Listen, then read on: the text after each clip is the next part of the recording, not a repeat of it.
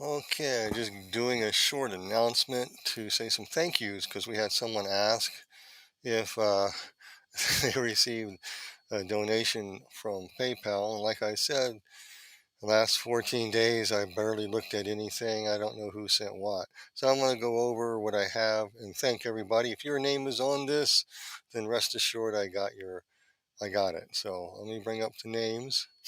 Um, I think, yeah, I don't know what day. Oh, August, September.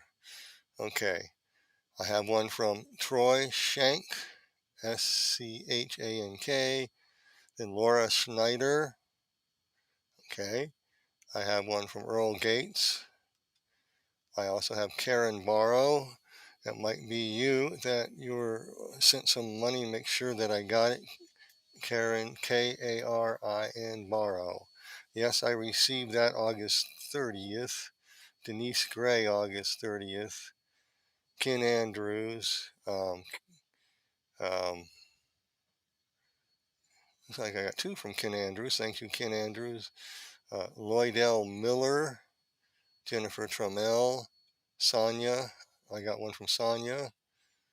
Maran, I can't pronounce these names. Armando Fiar.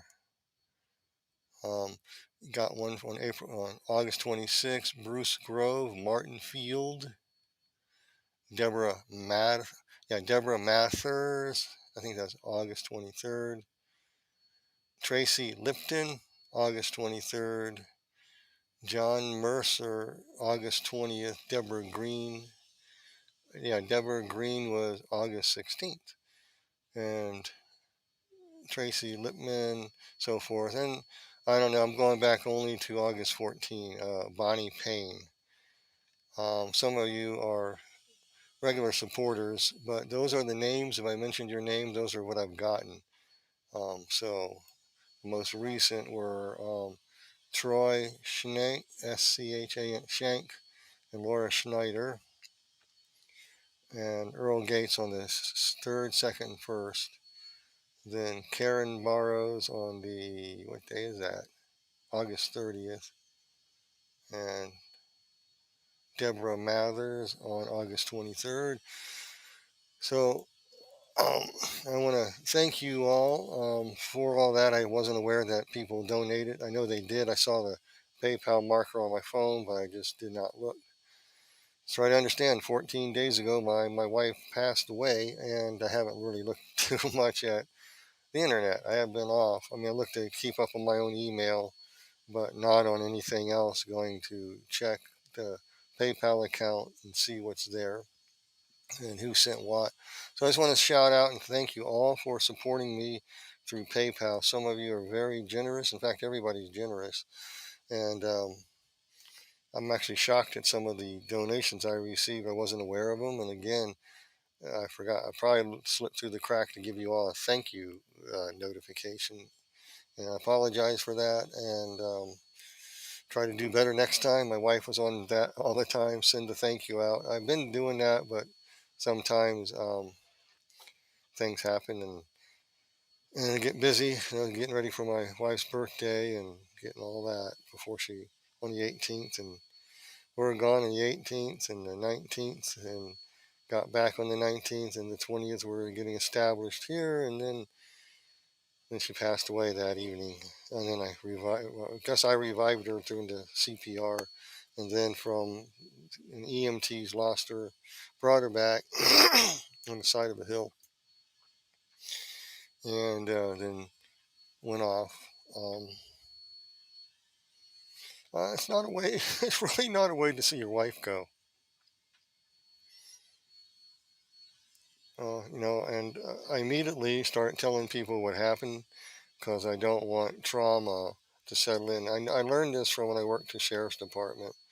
When something traumatic happens, you have to go talk immediately, write it down or whatever, and so you can overcome it. And it helped me take my family up there, my wife's side of the family up there, and show what happened while the outline of her body was still seen clearly in the grass and where everybody was working on her. Yeah, my wife's in great shape. No heart problems, nothing. Very, normal. The blood pressure that doctors are envious of. She exercised. She exercised more than I did because I had West Nile. Then I had um, surgery, and then every time I try to recover, something else happens. So I'm getting back into the exercising routine. So I was doing 6 reps up the hill. She would do 8, and then sometimes she'd do another one on the west slope. That was a shorter run, right? Just to top it off to get one more run in. That's my wife, and she had to reach her goal, or else, she had to do it. That's her. She was like that. Where I lacked, she helped me so much. She was the better half for sure. And I'm just getting over things. It's the first day I start to feel like a human being, able to do a message. Just keep praying for me, folks, and everything. But 14 days ago, she was saw that last stretch of hill. She says, I'm going to go up the hill like she normally does. So I went over, couldn't go over up there with her because I had a blister on my heel from the hot springs. I must have slipped on the rock and nicked it. I had moleskin on, but it was just bothering me. So I walked over to the car to get our water, and I noticed her walking down the hill and smiling and coming down the hill. And I don't know why, when I look at it from where I was in the car and up, why did she look so close? It was the weirdest thing because I've seen someone else walking down the hill, and from that distance, what I remember is wasn't that close. She smiled and waved. I don't know if she was in distress. She seemed in no distress at all coming down the hill. And I reached in the car and pulled out 2 water bottles. And more I think about it, was almost like I had binoculars on. I can't explain any of that. I just went in and got the water. Got my water and her water bottle out of the car. Before I could even lock the car or whatever, I look for her and I go, where did she go? And there's a little crest on the middle of the hill and I couldn't see her. I saw her feet kicking in the air and I started walking toward her. Then I ran because something was wrong. I found her unresponsive. This was my Tuesday, about 10 till 8 Mountain Time, around that time frame. Whenever the sun went down, that time is when it happened. Probably a little after 8 when they got there. So could have been 8, 7:55 or whatever. The sun was starting to go down. So I ran up to her. I saw she was on the ground, landed on her back, and she was foaming at the mouth, eyes rolled back. And as I turned her on her side, like my first aid training does, to clear her throat, get that taken care of real quick, really fast. I was dial 911 right away. Put it on speakerphone and start talking to them, telling her what happened. I told her I had her on her side so she wouldn't choke. And they asked me to count the breaths. You go 1001, 1002, 1003. So I did 1, 3, 2, 3, then 4. She took her last breath. Her eyes opened and rolled back in her head. The pupil of her eyes were gray. Not the whites of her eyes were gray, and her pupils were dilated. Death. She took her last breath. She was gone. So I said, they told me to immediately put her on her back and do chest compressions, which I did. I told her she's gone. I have to close her eyes first before I had to reach over real quickly and close her eyes so she wasn't looking at me. I told the 911 dispatch, I have to close her eyes. She's looking at me. They did not know I had CPR training, and so I started doing the chest compressions. They were trying to explain how, but I already started. And I think I did 1 or 2, then told me to start, so I was already started. And they're doing the count: 1, 2, 3, 4, 1, 2, 3, 4, and um, I was trained you do no more than 2.5 minutes. Then you have a spotter take over. Well, I had no spotter. There's nobody near me anywhere to be spotting. And I was by myself on the side of that hill with my wife. And so I started doing the chest compressions. And I did them for about 10 minutes. And it took them about 8 minutes to get from the fire truck to get there and the ambulance as well, because the substation was pretty close, but we were in the west side of the Fossil Creek Park, and you go through a neighborhood to get there. um, so that was my Tuesday night. doing chest compressions. Then it got dark, and I was wondering there. It was real cold, and I kept telling them I'm dizzy, I'm out of breath, I'm tired, and they kept telling me, "You can do it, Mr. Melvin. Keep doing it. I know you can do it." I go, I didn't say anything. I kept doing it, and the adrenaline was going, and I was almost passed out. And then all of a sudden, they came. They said, "They're behind you, Mr. Melvin. They see you, Mr. Melvin. Hang in there, Mr. Melvin." They came up. Immediately, one guy I rolled off. He did the chest compressions, and they checked the pulse. Had a slight pulse. They lost the pulse and then shocked her. Got a little one again, shocked her again. I was watched. I gave information to the police as well as to the EMT guy taking the notes, running it to the hospital.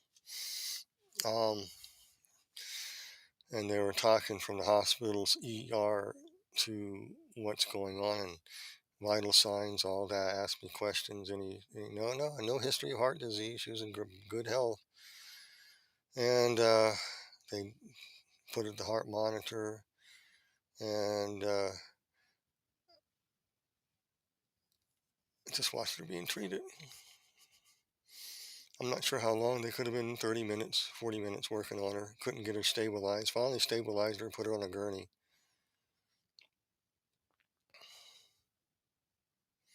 Hauled her to the hospital. I knew I had to call people while my adrenaline was pumping. I felt like throwing up and didn't. I walked down to the car, got in the car. The police asked if they can give me a ride home. I said, "I can drive home. I'm going to call my brother-in-law and on there, and I'll meet you at the hospital. I know you got to treat her in ER, and I'll just get there. I need a little break." So I drove myself home and called my brother-in-law, and he and his wife immediately came up. Of course, they were praying too. They picked me up and took me to the ER. By that time, she was already in ICU 1, room 1. They stabilized her with medication. They told me she had a lethal arrhythmia, which is a lethal heart attack. They're very rare, and they're genetically caused. All the stuff the doctor was telling me, I told him about. We were processing and getting our DNR, but DNR is about ready, but we failed to. We thought we could hold off until after her birthday was over. Her birthday was the 18th, and this happened on the 20th. We delayed. What can I say? And I said her wish was not to come back brain dead. I've been around enough of this stuff to know um, things about this. They did a CAT scan. It showed some very minor bleeding in the brain. So at least I got the blood flowing to keep that from happening. But it can turn on a dime and it can suddenly fill up. And that's when the brain damage happens. She did not want to be brain damaged. She did not want to be in a wheelchair. That would kill her. She wanted to go. We talked about this about 4 or 5 days, about that time frame before any of this happened. I know you heard this before. I was just going to say it again for my own head, I guess. And sat there, held her hand, one side of her hand. I don't remember what side of the body. I think I was on her left side. Left side was very warm, and her right side is ice cold. I know that. I know what it means. I'm not dumb. Um, I had plenty of training. My wife was a pharmacist. She just retired, and I have some knowledge of medical stuff. So anyway, I know death. I know death. Trust me, I do know death.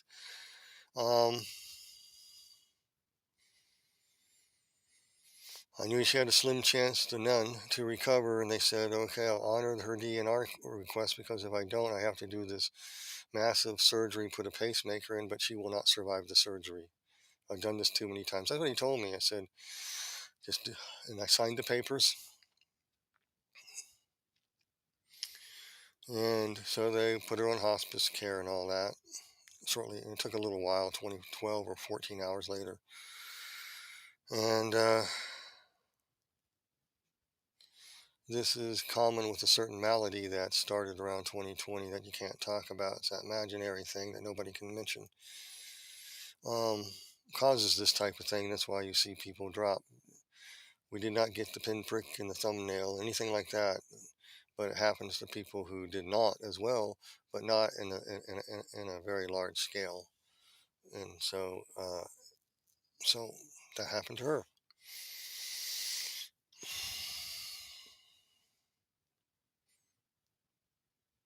She suffered from a long version of of that imaginary malady that struck, and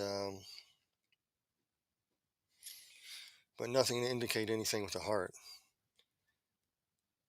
Had to do with her probiotics and her gut not work. So she's taking probiotics for that. So no indication. She was exercising. We hiked. Starting to get back into the swing of things, exercising myself, and all this happened. So I thought I had no idea this would happen. 14 days later, I am in better shape than I was, but not much. So keep praying for me. I was able to do that video, but for those who supported and donated at that time when I wasn't able to thank you, I'm thanking you all. I read your names. So though if I mentioned your name, then it's there. I'm not going to give you the amounts or nothing. That's only that's between you, God, and the receiver here. Thank you all profusely for that. Um, and I am devastated at my loss. I love my wife so much. We're a team, and she had the brains. I had the brawn. I don't know what else to say. I had the drive to get things done. We worked well together. We always shared our ideas before we made decisions, and then we decided on the right thing. And maybe do a thing on marriage after this. Maybe help some people. A little teaching on marriage on this, how to work through early marriage and on up, and how to build your relationship together the right way and not the wrong way. 'Cause I found out that most people from broken homes do not know how to have a healthy marriage. They don't. They don't have any example. I did. I only come from a dysfunctional family. It's together, things like that happen.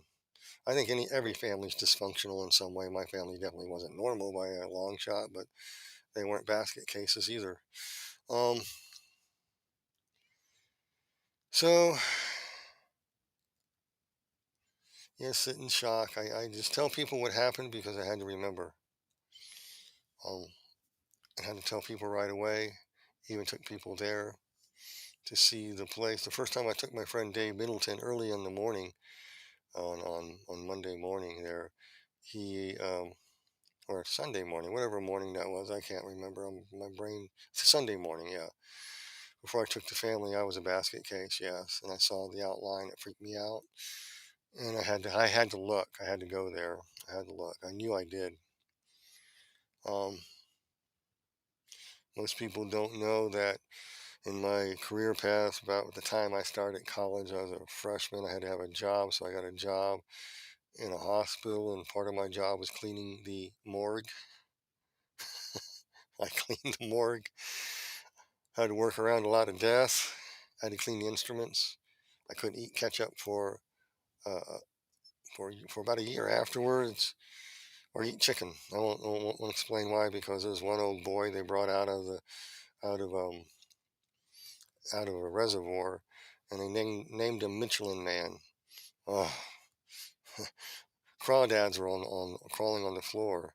I never can eat crawdads ever again. I used to eat crawdads, but after that, they were all.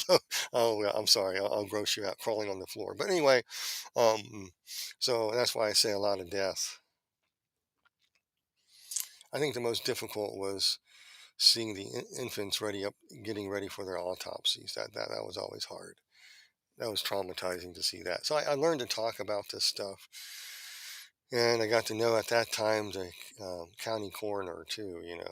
You watch these TV shows, these police shows. They go in the morgue and they're standing around like that and talking like that. My first time in the morgue. Hear someone says, "This is your first time." I didn't know you smoke. I don't. Here, you'll need one too. I don't smoke. He says, and he shoved one into the cigarette in his nose, and the other did mine the same. I understand why. It only lasts a while, but at least you get past throwing up. And once you get used to it, there always this nausea that kind of comes up, but you fight through it. What you see is amazing. Gunshot wounds were incredible. I cannot believe how the damage gunshot wounds to do to people too. Apart, I had to clean out the body bags too. So what a heck of a job. It paid well.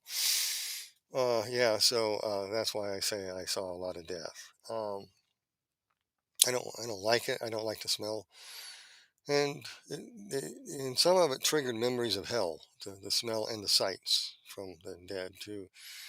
I do not look in. I look in the past that actually um, prepared.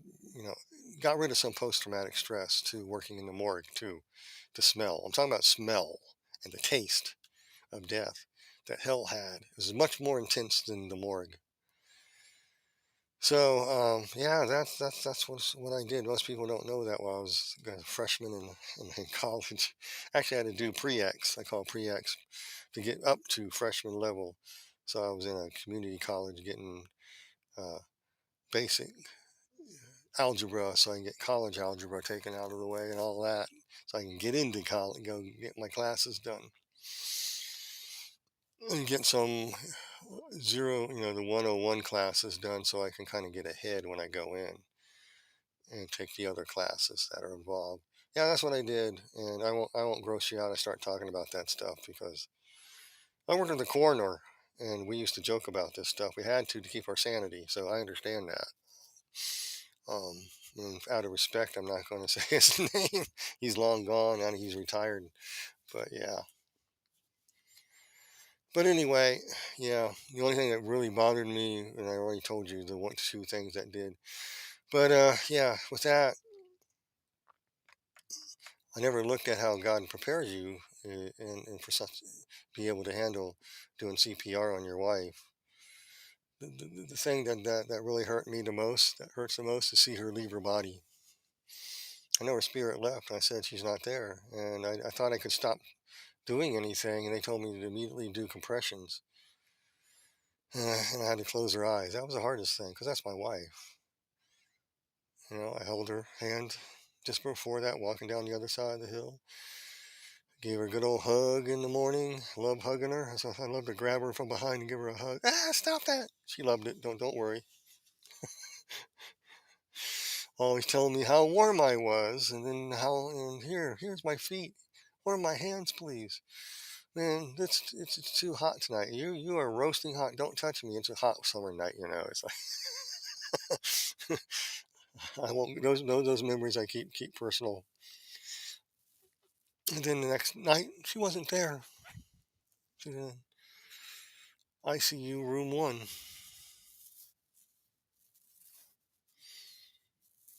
And get a call that morning early, tell me to come down there. She took a turn for the worse, and that's why we got her on hospice care, because it happened. The medication no longer maintained the heart. The heart was with a lethal arrhythmia, attacks one particular part of the heart, so the whole heart can't. One part will beat, and the other part kind of goes like this real like this beats one. This doesn't go bump. Doesn't go bump bump bump bump. It goes bump bump. It just doesn't pump, so it doesn't cycle through, and that's why one side of her body was cool, one side was warm. And it's a nasty one, very nasty. No, very few people ever survive it. They have survived it, but I know her wishes, and my wishes are the same. So that happened 14 days ago. Yesterday, I was a complete basket case, could hardly function. All I did was sit in the house while my friends had to go. They went down to see their son and daughter-in-law down in Littleton. So I just sat. I didn't go anywhere. I just stayed in the house staring at the walls. I called people, talked to some people. I called a friend of mine who's going through grief as well. He lost his wife. That's Greg Morgan's been staying with me. We talked for an hour and a half. I felt better. But the sinking feeling comes in, and you feel like you're going crazy. You're just sitting there and you can't not get your mind on anything else. So I did a video, called another friend of mine who lost his wife 5 months ago. He helped me a lot. We started talking on another totally different subject, and I felt better. Then my friends from South Dakota finally, got here.